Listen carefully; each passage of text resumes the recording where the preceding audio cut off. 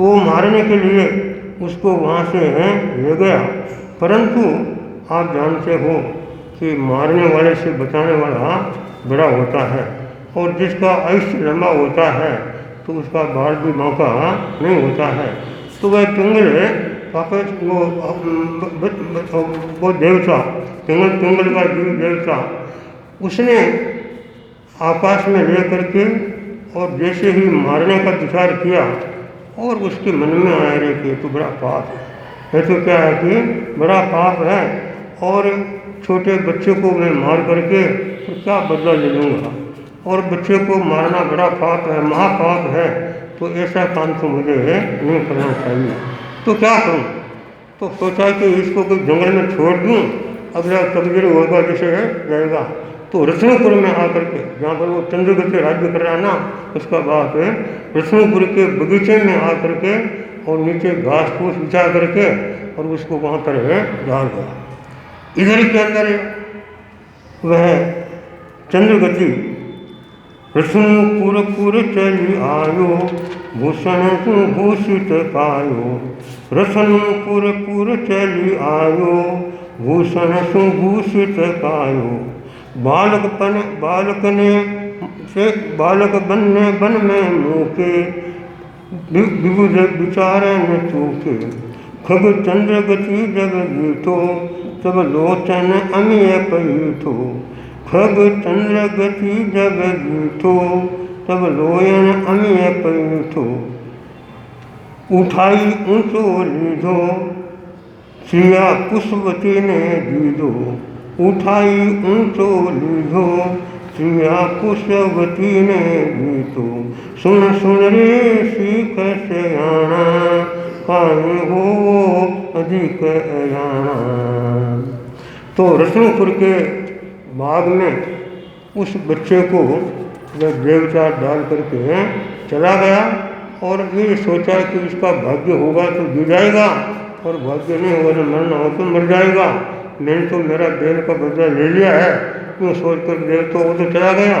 और वो बच्चा जन्मजात बच्चा उसे जंगल में अकेला पड़ा है, जंगल बगीचे में अकेला पड़ा है और हाथ पैर पछाड़ रहा है, बीच बीच में थोड़ा रो भी रहा है।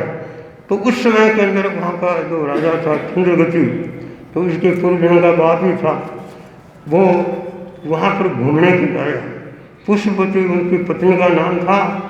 तो पुष्पवती के साथ में वह बगीचे में घूमने के लिए आया और उस बच्चे को रोते हुए देखा और सोचा कि तो कोई जन्मजात बच्चा देखता है।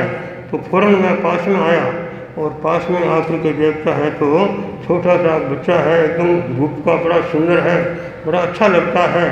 और सोचा कि यहाँ पर किस कौन डाल के चला गया, चलो उसको उसने अपने हाथों से उठाया और उठा करके अपने गोद में लिया और गोद में ले करके अपनी औरत पुष्पवती रानी को कहते हैं, तुम कहती कि मेरे कोई संतान नहीं है, ये तेरे संतान, ये तेरे लिए कोई देवता ने संतान भेजी है, इसको पालो पोसो और मोटा करो। तो अब वो बच्चा जनक जी के घर में तो जन्म लिया था और देवता ने उठा करके उसको रत्नपुर के अंदर डाल दिया और रत्नपुर में चंद्रगति ने उसको पालना पोसना शुरू किया। तो लोगों के अंदर से ये बात उन्होंने बता दी कि रानी जी के पुत्र का जन्म हुआ है और वो खूब उत्सव महोत्सव उसका किया गया है और लक्ष्मी का खूब लाभ लिया गया है। शरीर की उसकी क्रांति बड़ी अच्छी थी, सुंदर रूप था। बच्चा ऐसे ही सुंदर होता ही है और किसी किसी के भाग्य और भी ज़्यादा सुंदर होता है तो वो ज़्यादा सुंदर लगता है। तो एकदम गोरा वर्ण था और एकदम हंसी चेहरा लगता था। तो शरीर की बड़ी अच्छी क्रांति थी, तो इसलिए नाम उसका क्या रखा कि भामंडल है उसका नाम रखा। और ये 17वीं धार है संपूर्ण होती है। वो बच्चा चंद्रगति के घर पर भामंडल के रूप में जन्म लिया है और वहाँ पर वो बड़ा हो रहा है। अब पीछे की बात है, थोड़ी सी आपको सुननी है कि विजया ने पुत्र और पुत्री को जन्म दिया, परंतु थोड़ी देर के बाद में देखती है तो पुत्री तो है परंतु बच्चा नहीं है, लड़का नहीं है। विजया सुविशेष थी विदेहासु शेष थे सुत दुख सागर माय, सुत दुख सागर माय, झूरे आंसू नाकती, झूरे आंसू नाकती, पति समझावे प्राण, पति समझावे प्राण। विजया जोर जोर से रोने लगी, चिल्लाने लगी कि बच्चे को कौन ले गया, बच्चे को कौन ले गया। तो जनक जी आए और खोज की, परंतु बच्चा कहाँ मिलना था, बच्चा कोई मिला नहीं। वह रोज़ रोज़ रोती है, देखो मेरे पुत्र का जन्म हुआ था और पुत्र को कोई ले गया। तो उस समय के अंदर जनक जी कहते हैं कोई भांतर का देव, कोई देव होगा और उसने बदला लेने के लिए उसको ले गया होगा। अब जैसा होगा जैसा होगा, अपने को संतोष करना पड़ेगा। जो बात अपने बस की नहीं है उसके लिए हम क्या चिंतन कर सकते हैं और क्या प्रयत्न कर सकते हैं। अब तो है उनमें संतोष करो। तो सोचा कोई बात नहीं, बच्चा नहीं है, लड़का नहीं है, लड़की तो हमारे पास नहीं है। तो लड़की का मुंह देखते हैं, तो लड़की का मुंह देख करके ही उनको संतोष हो जाता है कि यह लड़की बड़ी सुंदर है।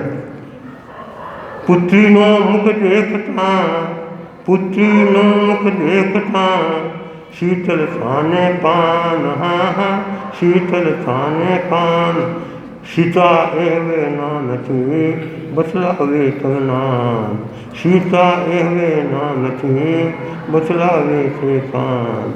तो लड़की का मुंह देख करके और उनको मन में संतोष होता है कि लड़की भी बड़ी सुंदर है, बड़ी अच्छी है, बड़ी पुण्यवान है। तो उनको बड़ी शांति मिलती है, इसलिए उसका नाम भी क्या रखा कि सीता नाम रखा। ये सीता का मतलब जैसे मिश्री होती है ना, मिश्री को सीता कहते हैं, तो वो मीठी होती है और ठंडी होती है। उसी तरह से ही सीता के मुंह को देख करके मन ठंडा हो जाता है, मन प्रसन्न हो जाता है और उसका नाम सीता रखा गया। अब वो सीता घर में बढ़ रही है। सीता कुंवरी बागती चंद्रकला में देख, सीता कुंवरी बागती चंद्रकला में देख, अनुक्रम यौवन पामियो रे, रूप कला सुविशेष सीता सुंदरी रे, मनुष्य लोक मजार रूप को रंदरी रे, शिर शिरोमणि नायक सीता सुंदरी रे। सीता सुंदरी है और कुंवरी रूप की पुरंदर के रूप में है। और अनुक्रम में जैसे चंद्रमा की कला बढ़ती है वैसे वह बढ़ती गई और यौवन भी यौवन के अंदर पहुँच गई है। तो मनुष्य लोक के अंदर सीता जैसी रूपमान बहुत कम औरतें होती है। तो राजा मन में सोचता है कि ऐसी पुण्यवान लड़की हमारे घर में आई है तो इसका वर कौन होगा। ओ वर हो से ये भूचर खेचर राय, ओ वर हो से ये हनोरे भूचर खेचर राय, आरती आने माँ बाप दिए पति शरीर के सुखदायक सीता सुंदरी। जनक जी और उनके परिवार वाले सभी सोचते हैं कि इतनी सुंदर लड़की है, इसका वर कौन, क्योंकि लड़की के जन्म के साथ में ही उसको कहाँ परणाएंगे, कैसे ये रहेगी, ये सुखी बनेगी दुखी बनेगी आदि प्रश्न माता पिता के दिमाग में आ ही जाते हैं। तो जनक जी के मन में ये विचार हो रहा है कि ये इसका वर कौन होगा। कोई भूचर बनेगा या जमीन पर चलने वाला बनेगा या खेचर में आकाश में उड़ने वाला बनेगा। क्योंकि आखिर में श्री का वर मिलता है तभी काम बनता है, मन खुश होता है। तो सीता के लिए वर की खोज अब की जा रही है। उसके बीच में क्या क्या घटनाएँ घटती है और कैसे सीता का संबंध होता है उसका वर्णन। બોલ